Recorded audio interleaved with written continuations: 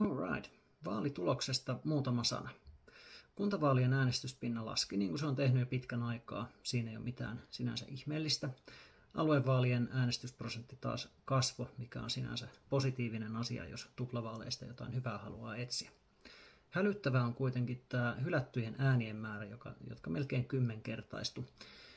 Aluevaalinumeroita on kuntavaalilapuissa ja toisinpäin, ja todellakin toivon, että sähköinen äänestys on tulevaisuudessa mahdollista. Jos puolueiden kannatuksia katsellaan, niin koko maan tasolla demarit on sekä kunta- että aluevaaleissa suurin puolue ja kasvatti kannatustaan ihan merkittävästi. Kokoomus nousi myös kuntavaaleissa, mutta otti aluevaaleissa vähän takkiin.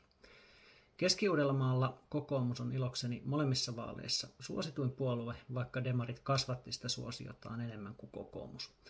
Molemmat puolueet kasvatti suosiotaan siinä, missä perussuomalaiset menetti suosiotaan. Järvenpäässä on toisin.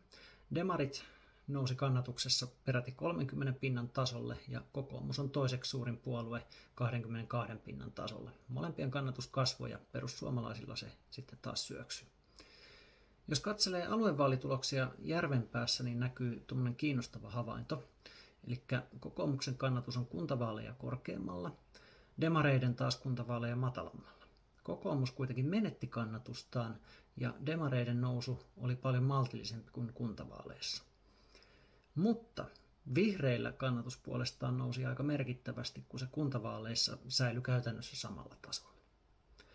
No mitä tämä vaalitulos yleisesti ottaen tarkoittaa, noin niin kuin Suomessa ja Järvenpäässä? No arvokartan vasemman laidan puolueiden kannatus, kun se nousee, se tarkoittaa sitä, että tarkka taloudenpito on koetuksella tulevalla kaudella, kun päätöksiä, kompromisseja haetaan.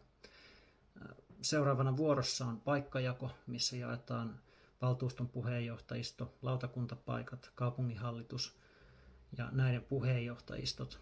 Eli niitä paikkoja, joissa poliittista valtaa käytetään ja asioita valtuustolle valmistellaan. Ja ne on niitä tekemisen paikkoja, jossa asioihin voi isosti vaikuttaa. Valtuustossa ne asiat on puolestaan monesti jo aika pitkälti uransa hakeneita. Eli siinä mielessä nämä paikat on tosi tärkeitä ja vaalitulos vaikuttaa näiden paikkojen jakamiseen. Jää linjalle.